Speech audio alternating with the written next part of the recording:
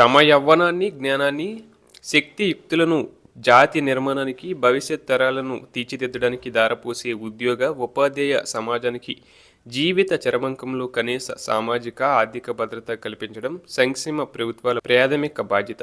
పాత పెన్షన్ విధానం అనేది ఒక నెలవారీ చెల్లింపు మాత్రమే కాదు, అది దశాబ్దాల పాటు సమాజానికి సేవలందించిన ఉద్యోగికి రాజ్యం అందించే ఆత్మగౌరవ రక్షణ కవచం. అయితే 2004 ఉమ్మడి ఆంధ్రప్రదేశ్లో సెప్టెంబర్ 1, 2004 నుంచి అమల్లోకి తెచ్చిన కంట్రిబ్యూటరీ పెన్షన్ స్కీమ్ ఆ భరోసాను నిలువునా కూల్చేసింది.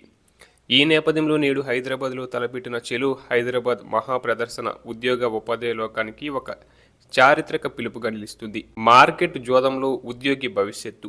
పాత పెన్షన్ విధానంలో ఉద్యోగి చివరగా తీసుకున్న మూల వేతనంలో 50% నికార పెన్షన్గా, దానికి తోడు కాలానుగుణంగా పెరిగే కరువు భత్యం రక్షణగా ఉండేది. కానీ సిపిఎస్ విధానంలో ఉద్యోగి వేతనం నుంచి 10%, ప్రభుత్వ వాటా నుంచి 10% కలిపి షేర్ మార్కెట్, స్టాక్ ఎక్స్చేంజ్లలో పెట్టుబడి పెడతారు. మార్కెట్ లాభనష్టాలపై ఉద్యోగి పదవి విరమణ పెన్షన్ ఆధారపడి ఉండటం దారుణమైన పరిస్థితి. ప్రస్తుతం సిపిఎస్ కింద పదవి విరమణ పొందుతున్న ఉద్యోగులు, ఉపాధ్యాయులకు నెలకు కేవలం 1500 నుంచి 3000 వరకు మాత్రమే పెన్షన్ అందుతుంది. అవి నేటి నిత్యావసరాల ధరలు, వృద్ధాప్య, వైద్య ఖర్చులు ముందు ఈ మొత్తం ఏమాత్రం సరిపోదు.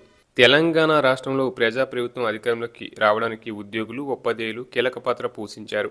ఎన్నికల మేనిఫెస్టోలోనూ బహిరంగ వేదికలపైన సిపిఎస్ రద్దు చేసి పాత పెన్షన్ విధానాన్ని పునరుద్ధరిస్తామని ఇచ్చిన హామీలు నేటికి కార్యరూపం దాల్చకపోవడం ఉద్యోగ వర్గాల్లో తీవ్ర అసంతృప్తిని కలిగిస్తుంది. పాత పెన్షన్ విధానం అమలు చేస్తే ప్రభుత్వ ఖజానాపై మోయలేని భారం పడుతుందనే వాదన వాస్తవ విరుద్ధం. సరైన ఆర్థిక ప్రణాళిక, బడ్జెట్ కేటాయింపులతో దీనిని సులభంగా పరిష్కరించుకోవచ్చు. ఉద్యోగ వర్గాల్లోనూ చిన్న సంఘాలు, విభాగాలు, కేడర్ల మధ్య ఉన్న అంతరాలను పక్కనబెట్టి ఏకతాటిపై నిలబడాల్సిన సమయం ఇది. సిపిఎస్ అనేది ఒక నిర్దిష్ట కేడర్ సమస్య కాదు.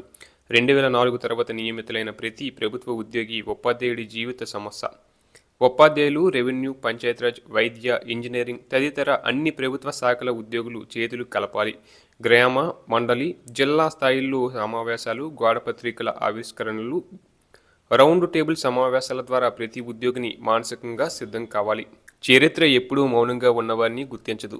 తమ న్యాయమైన హక్కుల కోసం అలుపెరగక పోరాడిన వారిని మాత్రమే గుర్తించుకుంటుంది. మనం నేడు మౌనంగా ఉంటే మన తర్వాత తరాలు అభద్రతా భావంలోనే బతకాల్సి వస్తుంది.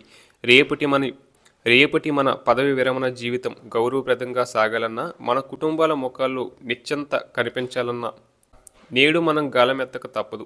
చెలో హైదరాబాద్ పిలుపును అందుకుందాం. పాత పెన్షన్ సాధనే ఏకైక లక్ష్యంగా అడుగులు వేద్దాం. సిపిఎస్ రద్దు, ఉద్యోగుల హక్కు. నేడు జరిగే చెలో హైదరాబాద్ను జయప్రదం చేద్దాం. ఓపీఎస్ను సాధించుకుందాం.